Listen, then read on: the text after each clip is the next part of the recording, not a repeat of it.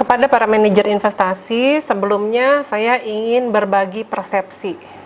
Jadi ini bukan analisa, apalagi menjadi hipotesa. Bukan. Saya hanya ingin berbagi karena kita berada di posisi yang berbeda. Dan posisi yang berbeda itu akan menciptakan perspektif yang berbeda. Saya percaya Anda sudah dibekali knowledge yang sangat cukup. Yakin? Begini, wealth, kapital atau likuiditas yang dimiliki oleh seseorang itu jangan dilihat sebagai hasil akhir. Di belakang dari figure itu ada cerita yang panjang. Bahkan saya bisa bilang bahwa sebagian besar ya, lebih dari 90% di balik wealth itu ada perjuangan yang panjang. Apakah itu dari tabungan yang bertahun-tahun atau dari sebuah kondisi yang harus diperjuangkan. Jadi memang figure wealth seseorang itu jangan diperlakukan as it is granted. Ya, saya tidak akan detail perjuangannya apa, tapi di belakangnya pasti ada perjuangan. Begitu juga dengan saya. Ya memang ada ya, sepertinya seolah semua itu diperoleh dengan mudah. Tapi itu sebagian kecil, yakin. Kita bicara majority dari population, wealth seseorang itu pasti merupakan hasil sebuah proses yang panjang dan penuh perjuangan. Jadi itu basic premisesnya. Nah, sekarang kita mulai ke topik. Kalau seseorang sudah memiliki wealth hasil dari proses yang panjang itu, maka wajar ya bila apa yang diperoleh itu ingin dinikmati. Kalau tidak dinikmati, kalau kata orang bodoh ya gitu. Kita sebut aja tabungan.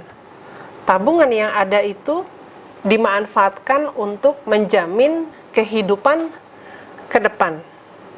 Sehingga dalam hal wealth ini diinvestasikan kepada seorang fund manager atau sekuritas, maka ini akan digunakan untuk mensupport ya kebutuhan hidup bulanan. Ya.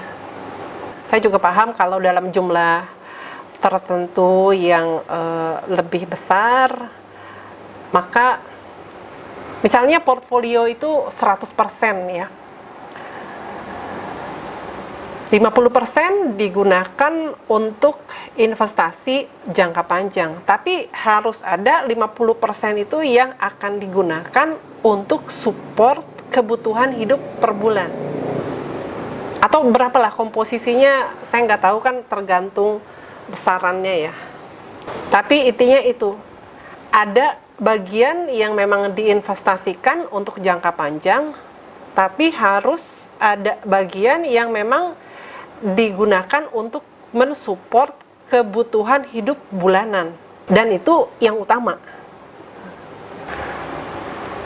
Dan ketika kita bicara kebutuhan hidup bulanan, maka dana tersebut harus siap di dalam sebuah wadah yang bisa ditarik anytime melalui ATM yang tersebar di mana-mana.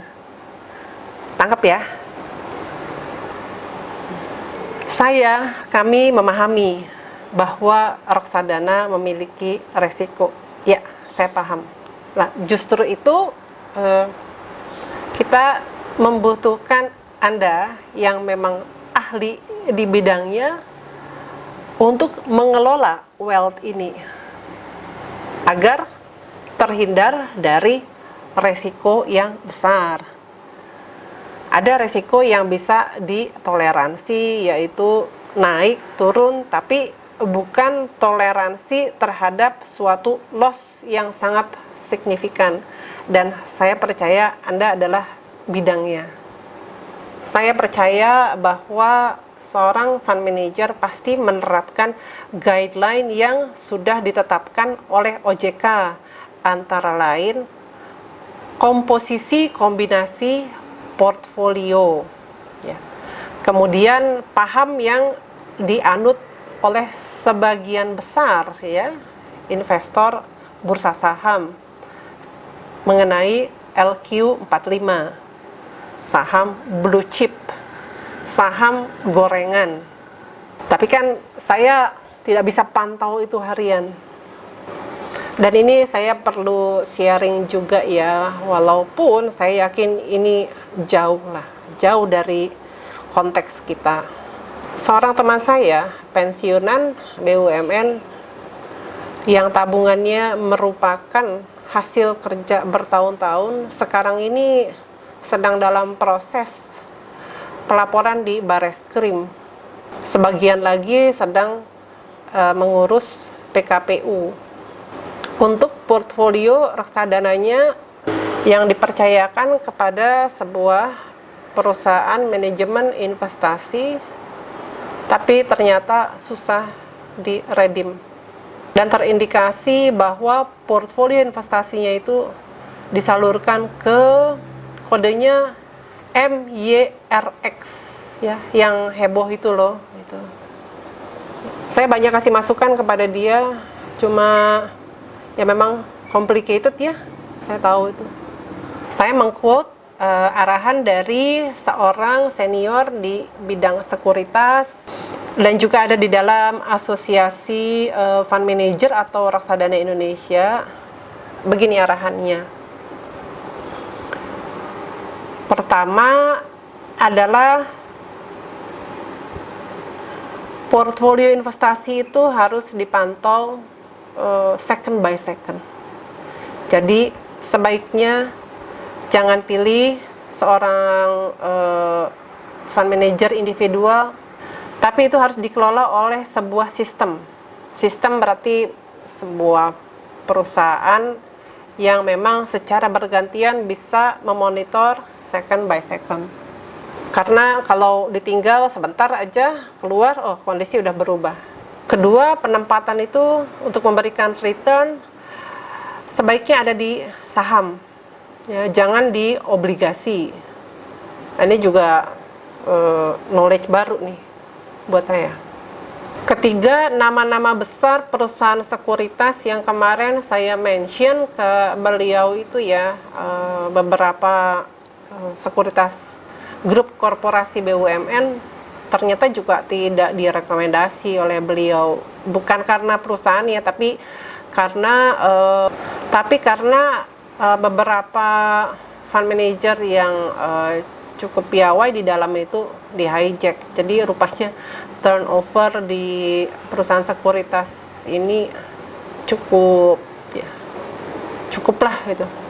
Jadi itulah sharing saya bahwa wealth yang diinvestasikan ke fund manager yang merupakan hasil dari sebuah proses yang panjang, maka sudah sewajarnya digunakan untuk mensupport kebutuhan hidup bulanan. Respon Anda akan kita bahas dalam forum yang tertutup.